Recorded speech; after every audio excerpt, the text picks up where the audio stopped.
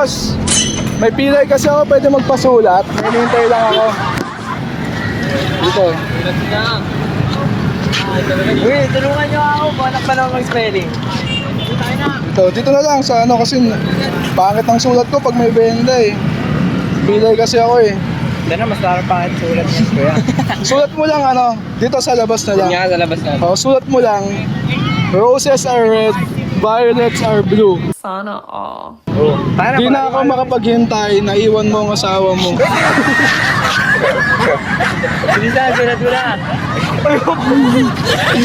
Hindi, joke lang. May camera kami doon eh.